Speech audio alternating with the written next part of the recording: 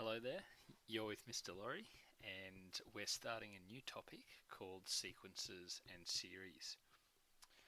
This topic has 7 parts to it, and we're going to start off with part 1 now, which is looking at sequences and series more generally. So, first of all, we've got to define what each of these actually mean. So, let's start with a sequence. A sequence is an ordered list of numbers called terms of the sequence, and they follow a pattern. So generally speaking, we start off with our first number or our first term, T1, and then we have our next term, T2, and so on. It keeps going. Sometimes the sequence will just go off forever, sometimes it will finish at some nth term. Okay, but as the definition states here, there is a pattern involved. So we're going to look at some examples now and see if we can identify the pattern and then produce a few more terms. So the first example for which we need to find the next 3 terms, we have 14, 17 and 20. So a nice easy one to start with. Hopefully you can see that the pattern is that as we go from one term to the next, we are adding 3. So 14 to 17 and 17 to 20, we are adding 3. So using this, we can follow this pattern and see that the next 3 terms are going to be 23, 26 and 29. So there's example 1. Let's go on to example 2.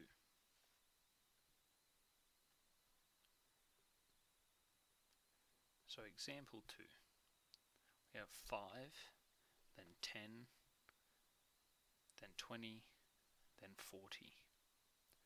So at first it may look like we're adding 5, but then we realise, hang on, it's not 15 as the third term. So what's happening? Well, hopefully you can see that in this case we're doubling, right? So we're using multiplication. So from each term to the next, it's being multiplied by 2. So let's follow this pattern and come up with our next 3 terms. So when we double 40, we get 80. When we double 80, we get 160. And finally, when we double 160, we get 320. Alright, example 3. 5, then 1, then negative 3. So our first sequence to involve a negative number. So what's happening here? Well, we're going down, so there's subtraction involved as we go from one to the next. And we can see that we are subtracting by 4 in both cases, so that appears to be the pattern. Now, as well as saying subtract 4, we could also think of this as adding negative 4. Right? Doesn't seem like much of a difference at this stage, but that can be an important idea for the future.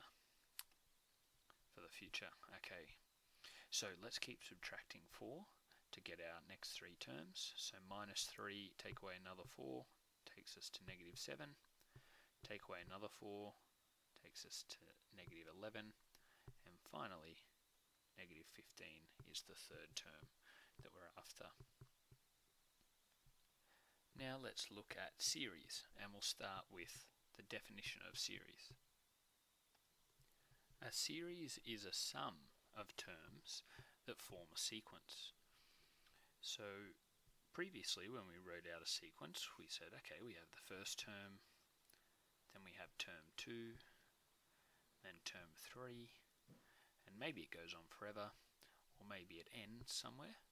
This was a sequence.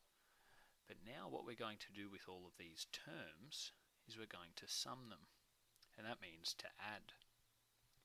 So rather than individual numbers or terms, this is all one big sum. So together, the addition of all of these terms gives us a series. Let's do some examples. So our first example, we have 8 plus 15 plus 22, and then it continues. We are asked to find the sum of the series, but with 5 terms. So first of all, let's identify the pattern. As we go from one term to the next, they're increasing, and it's by a constant amount, in this case 7. So we're going up by 7 each time. So we can use this pattern now to generate the next 2 terms. Okay, we've got 3 terms already. We want 5 terms in our series.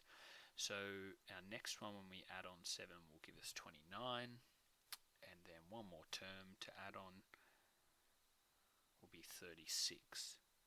And so now it is the sum of these 5 terms we want to find out what that is. So 8 plus 15 plus 22 plus 29 plus 36, and that gives us a grand total of 110. And our second and final example for this video, we have 4 plus 8 plus 16. Same thing, we want to find the sum of the series with 5 terms. Now once again, this is increasing, so it might seem like addition is the way to go at first, but we notice we go up by 4 between the first and second terms, but then we go up by 8. So it's not addition, but once again we have multiplication by 2. So we double 4 and we get 8, and then we double 8 and we get 16. So following this pattern, if we double 16, we'll get 32, and if we double 32, we get 64. So we have 5 terms, now we just need to sum them all together. 4 plus 8 plus 16 plus 32 plus 64 gives us a grand total of 124. Alright, well done. Good luck with the exercises, and I'll see you in the next video.